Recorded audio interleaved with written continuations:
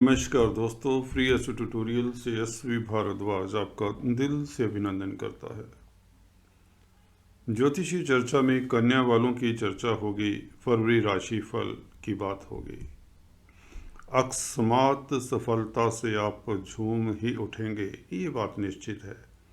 कुछ राजयोग ऐसे हैं, ग्रह गोचर की स्थिति से स्पष्ट होता है। अभी उसकी डिटेल बताता हूँ आपको।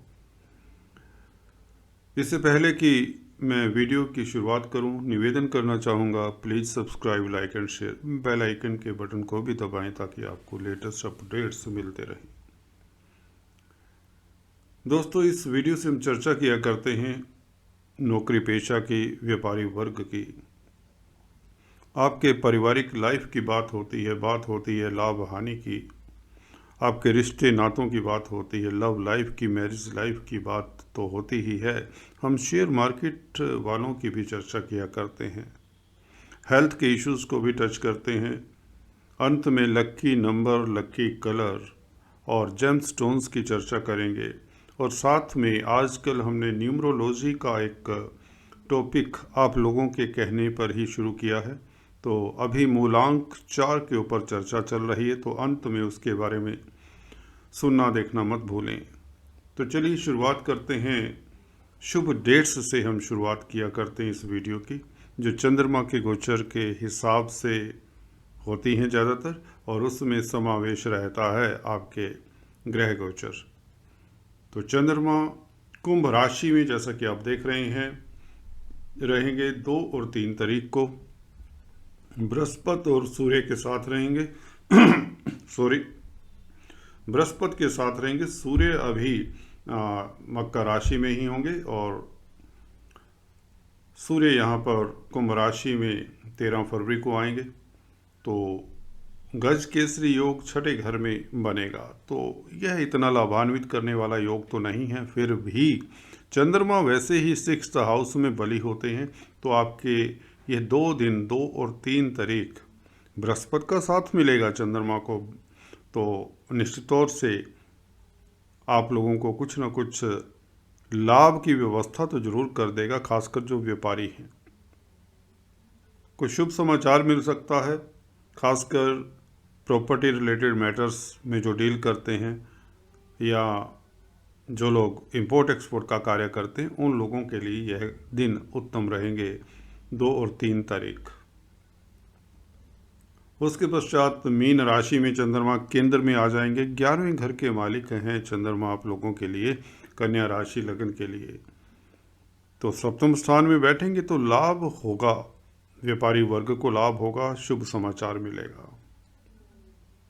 प्रणय संबंधों के लिए दिन उत्तम रहेगा, लव लाइफ उत्तम रहेगी, और किसी अजनबी से मिलकर आप लोगों को एक नोस्टैल्जिया सा फील होगा, पुराने बचपन की यादें ताज़ी हो सकती हैं। अष्टम चंद्रमा इतना अच्छा नहीं होता मेष राशि में, यह 7 तारीख को आपको सतर्क रहना चाहिए। खासकर लंबी यात्रा को अवॉइड करें अगर हो सके। अगर फिर भी कोई अर्जेंसी है, यात्रा करनी ही है, तो बजरंग बली का नाम लेकर, हनुमान चालीसा पढ़कर आप यात्रा शुरू कर सकते हैं। किसी से झगड़ा मत मोल लें, अपने स्वास्थ्य का ख्याल रखें। और इसी के साथ चंद्रमा राहु के साथ होंगे, परंतु बृहस्पति से केंद्र में होंगे और उच्च के होंगे, भाग्य स्थान में होंगे। यह दिन होगा दोस्तों वृषभ राशि में 8-9 तारीख, 2 दिन आप लोगों के लिए विदेशों से शुभ समाचार मिलता है, भाग्य प्रबल रहता है, रुके हुए कार्य गतिशील होते हैं, भाग्य की शक्ति से लाभ होता है कहीं तो, क्योंकि 11वें घर का मालिक है चंद्रमा, तो भाग्य स्थान में होगा, बृहस्पति से केंद्र में होगा, तो निश्चित बात है कुछ न कुछ तो धन की उपलब्धि तो होगी ही होगी। कुल मिलाकर दिन आपके लिए उत्तम है, हर्षित रहेंगे, हल्के फुल्के रहेंगे, धार्मिक प्रवृत्ति भी हो जाया करती है, तो अच्छी बात है। इसी के साथ चंद्रमा मिथुन राशि में 10वें घर में रहेंगे, तो 10वें घर में ये 12-13 तारीख को रहेंगे। 11वें घर का मालिक 10वें घर में बैठे तो थोड़ी सी दिक्कत भी हो जाती है।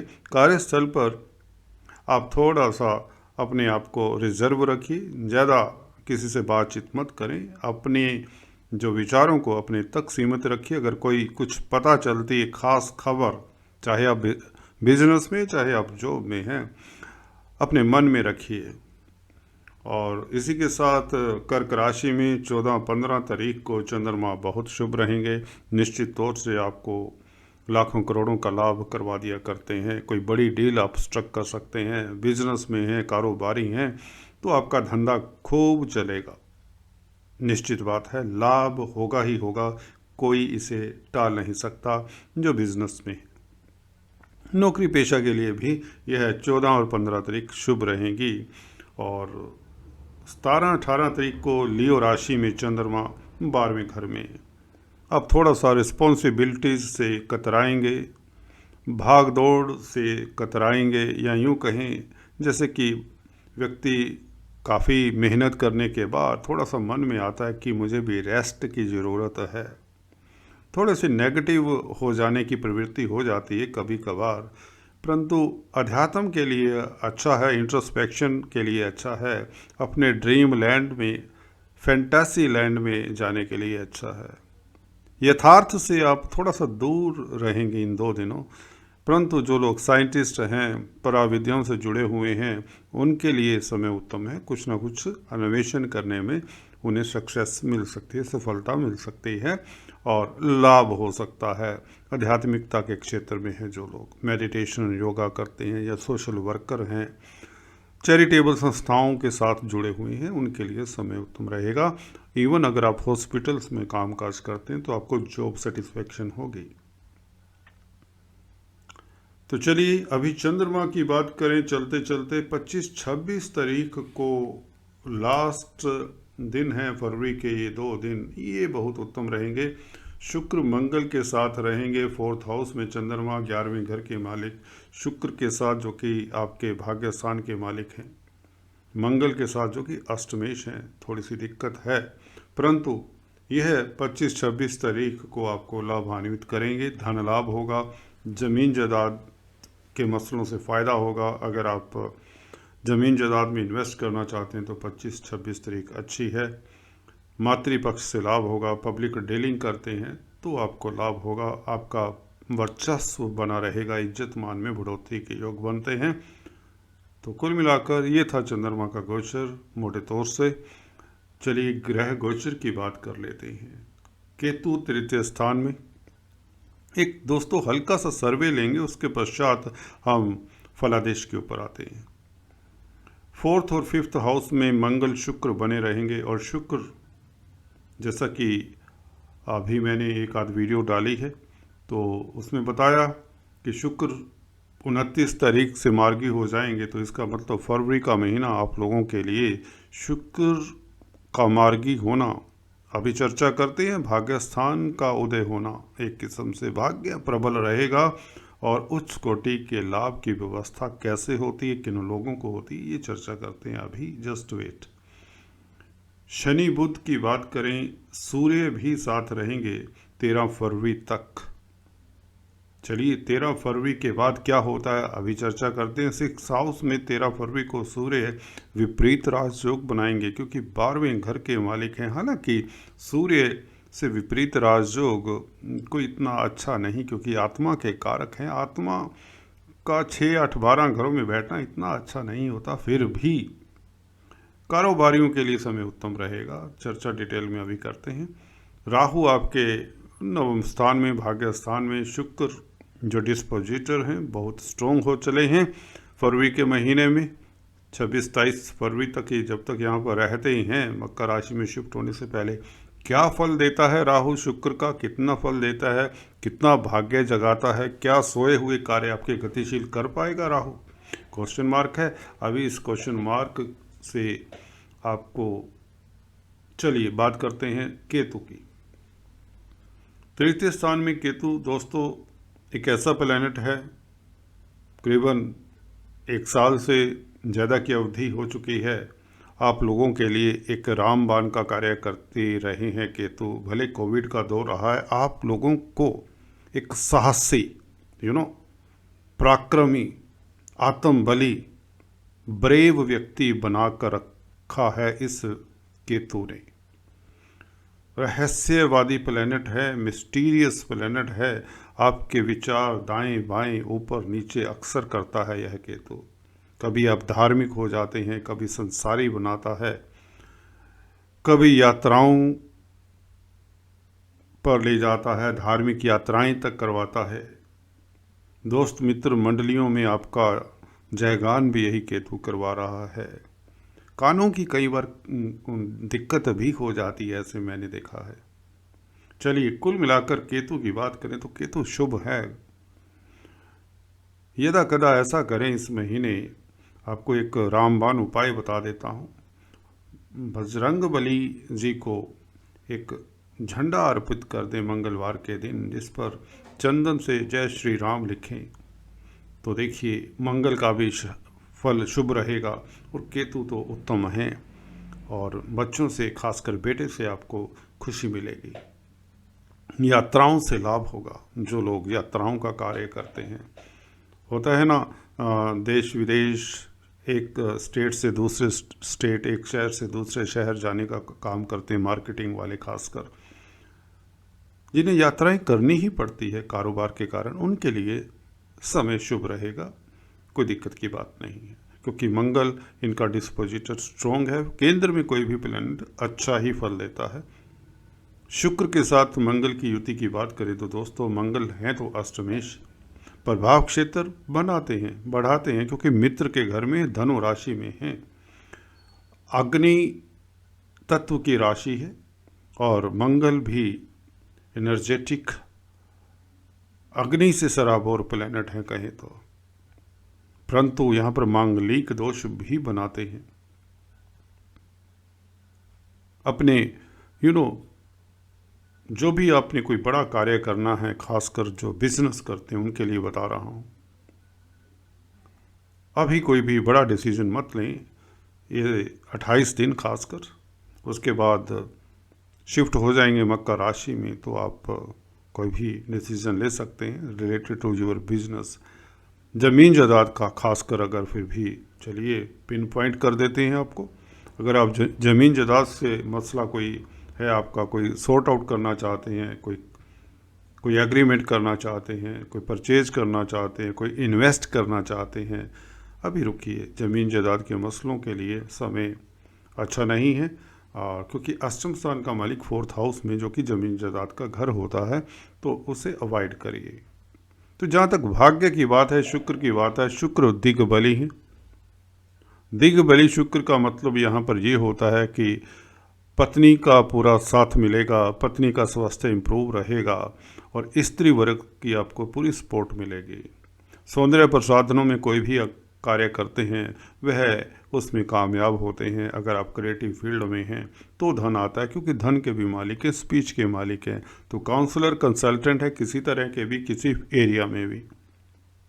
जी हाँ दोस्तों, अगर आप टीचर हैं, गाइड हैं, फैशन इंडस्ट्री में, किसी इंस्टीट्यूट में, फैशन डिजाइनिंग के इंस्टीट्यूट में, फिल्म इंडस्ट्री में डायरेक्टर हैं, स्पीच से रिलेटेड कोई भी कामकाज करते हैं, वाणी से संबंधित कामकाज आपके सिरे चढ़ते हैं, आपको धन लाभ भी मिलता है, प्रतिष्ठा बढ़ती है, आपके एसेट्स बढ़ते हैं, आप वाहन परचेज कर सकते हैं, ऐसे में आप नए परिधान परचेज कर सकते हैं, आप ज्वेलरी परचेज कर सकते हैं। इस तरह के जो भी लग्जरी प्रोडक्ट्स हैं, आप घर का इंटीरियर करा सकते हैं अपना, जो बिकॉज 4th हाउस आपका होम है। आप अपने घर परिवार में बच्चों के संग बहुत खुश रहेंगे और सुखी रहेंगे। जो पब्लिक डीलिंग करते हैं खासकर, क्योंकि पब्लिक का भी स्थान है, पब्लिक से कितना स्नेह मिलेगा हम 4th हाउस से देखा करते हैं दोस्तों। तो शुक्र का यहाँ पर भाग्यपति होकर, धनाधिपति होकर बैठना आप लोगों को लाभान्वित करता है। आप अगर सेलिब्रिटी हैं, पहले से ही आप फेमस हैं, तो आपकी फ़ैन फॉलोइंग बढ़ जाती है। अगर आप कलाकार हैं तो आपको कला में रस आएगा, उसमें सुकून मिलेगा, कुछ ना कुछ अच्छा सृजन कर सकते हैं। शुक्र ऐसे हैं। भाग्य स्थान का मालिक 4th हाउस में होगा तो निश्चित तौर से 4th हाउस के सभी सुख मिलेंगे। ज़मीन जायदाद से फ़ायदा होगा, कुछ लोगों को पेरेंटल प्रॉपर्टी से फायदे होने के योग भी बनते हैं। यहाँ पर दिग्बली है शुक्र, तो निश्चित तौर से आप लोगों को प्रॉपर्टी से भी फायदा होता है। अगर आप लोगों ने पहले से इन्वेस्ट किया हुआ है प्रॉपर्टी में तो उसके दाम कई गुना बढ़ जाते हैं। 10वें घर के ऊपर 9th हाउस के मालिक की दृष्टि शुक्र की खासकर मंगल के साथ युक्त होकर आपके साथ कारोबारियों के लिए समय तो उत्तम रहेगा खासकर। और कुल मिलाकर देखें तो शुक्र का यहाँ पर मार्गी हो जाना, दिग्बली होना, धन आएगा, प्रतिष्ठा बढ़ेगी, भाग्य की शक्ति से लाभ होगा, जमीन जायदाद से लाभ होगा, पेरेंटल प्रॉपर्टी से लाभ होगा, पब्लिक डीलिंग करने वालों को लाभ होगा। अगर आप प्रोफेशनल्स हैं तो भी आपके पास धन आएगा। इंजीनियर्स हो सकते हैं, डॉक्टर्स हो सकते हैं, चार्टेड अकाउंटेंट्स हो सकते हैं। तो चलिए बात करते हैं शनि बुध इत्यादि की। शनि बुध देखिए पंचम स्थान में, पंचमेश का पंचम स्थान में काफ़ी समय से बैठे हुए। अब तो मार्गी भी हैं, जागृत भी हैं, परंतु अस्त रहेंगे फरवरी 21 तक। पंचमेश देखिए लॉटरी का जो काम करते हैं they should be careful. Share market का काम करते हैं दे शुड बी केयरफुल। बच्चों की सेहत का ख्याल रखें अगर आपकी शनि की महादशा अंतरदशा है, ओनली देन, अदरवाइज कोई दिक्कत नहीं है। बुध लग्नेश हैं, राशिपति हैं, पंचम स्थान में हैं। लव लाइफ के लिए समय जस का तस बना रहेगा, यूँ कहें अच्छा रहेगा। अगर आप बौद्धिक कार्य करते हैं, चार्टेड अकाउंटेंट हैं, कैलकुलेशंस का काम करते हैं, व्यापारी हैं, ट्रेडर्स हैं, प्रिंटिंग स्टेशनरी का कामकाज करते हैं, संचार व्यवस्थाओं के साथ किसी तरह से कम्युनिकेशन इंडस्ट्री से जुड़े हुए हैं, इलेक्ट्रॉनिक प्रिंट मीडिया इत्यादि के साथ कामकाज करते हैं, जर्नलिस्ट इत्यादि हैं, मास मीडिया के साथ कहीं तो जुड़े हुए हैं, तो यह बुध आपके लिए बहुत लाभदायक रहेगा। सूर्य दोस्तों पंचम स्थान में शनि के साथ यहाँ पर पिता पुत्र के विचारों में मतभेद देखा जा सकता है, सो अपनी स्पीच के ऊपर थोड़ा सा नियंत्रण रखें। सूर्य 13 फरवरी से 6th हाउस में आ जाएंगे, 12वें घर के मालिक हैं। यदा कदा आपको फ़ायदा भी होता है, विदेशों से आपकी प्रतिष्ठा बढ़ती है, आपको बैंक इत्यादि से लोन्स मिल जाते हैं, ऋण की व्यवस्था उपलब्ध हो जाती है। थोड़े से सुस्त हो जाते हैं, उसको अवॉइड करें, लेजीनेस को अवॉइड करें। और जहाँ तक बात है कॉम्पिटिटर्स की, बिजनेस की, उसके लिए सूर्य ठीक है। सूर्य का 6th हाउस में बैठना, आप कंपटीशन स्पर्धाओं में आगे निकल जाते हैं, चाहे आप स्टूडेंट्स हैं, चाहे आप कारोबारी हैं, बिजनेस करते हैं। जो लोग जॉब करते हैं उन लोगों के लिए भी समय उत्तम रहेगा। कुल मिलाकर सूर्य का 6th हाउस में बैठना, पिता के स्वास्थ्य का भी ख्याल रखें, क्योंकि कुंभ राशि में है तो शत्रु की राशि में होते हैं सूर्य, यहाँ पर शनि की राशि में, तो थोड़ा सा ख्याल रखें। विदेशों से जरूर लाभ हो सकता है, शुभ समाचार मिल सकता है। जो मेडिकल फील्ड में हैं, डॉक्टर्स हैं, सर्जन्स हैं, नर्सिंग का काम करते हैं, किसी तरह से भी फार्मेसी से जुड़े हुए हैं, उन लोगों के लिए समय उत्तम रहेगा। चाहे आप अध्यात्म के क्षेत्र में मेडिटेशन योगा करते हैं, आप लोगों को लाभान्वित करेगा यह सूर्य का 6th हाउस में बैठना। राहु की बात करें तो दोस्तों राहु जैसा कि बताया भाग्य स्थान में, शुक्र का फल देंगे। शुक्र 4th हाउस में है तो ज़मीन जायदाद के ऊपर काफ़ी डिस्कशन भी होगी, आप परचेज भी कर सकते हैं, बट केयरफुल रहिए। 26 तारीख तक अगर आप नई इन्वेस्टमेंट करना चाहते हैं तो रुकिए, जब तक मंगल यहाँ से शिफ्ट नहीं हो जाते धनु राशि से यहाँ पहुँच जाते हैं मकर राशि में, तब तक you should not take any decision. उसके पश्चात आप लोगों के लिए ज़मीन जायदाद से फ़ायदा होने के योग बनते हैं। जी हाँ दोस्तों, शुक्र का राहु का डिस्पोजिटर जब वैसे बैठ जाए तो यह शुभ ही होगा। हालांकि अपनी राशि से अष्टम स्थान में है, परंतु फिर भी क्योंकि राहु भाग्य स्थान में है, विदेशों से तो फ़ायदा करवाएंगे, वीज़ा इत्यादि लगने के योग बनाते हैं, विदेश यात्रा के योग बनाते हैं राहु। इस महीने, क्योंकि शुक्र बहुत स्ट्रोंग है, दिग्बली है, तो राहु ने उतना ही अच्छा फल देना है जितना शुक्र अच्छा हो जाते हैं। शुक्र मार्गी भी रहेंगे पूरा महीना। तो पब्लिक डीलिंग करने वालों को फ़ायदा होगा, इंपोर्ट एक्सपोर्ट से फ़ायदा होगा, सौंदर्य प्रसाधनों का कामकाज करने वालों को अति उत्तम लाभ की व्यवस्था ये राहु के जरिए भी होगी। कुल मिलाकर आप लोगों के लिए समय उत्तम है। चलिए अभी चलते चलते बात करते हैं आपके इस महीने के लक्की नंबर क्या रहेंगे, लक्की कलर क्या रहेंगे और जेमस्टोन्स तथा मूलांक 4 के बारे में बात करते हैं। देखिए लक्की नंबर इस महीने दोस्तों रहेगा 6 और लक्की कलर आपका रहेगा इस महीने वाइट और स्काई ब्लू। अभी बात करते हैं जेमस्टोन्स की।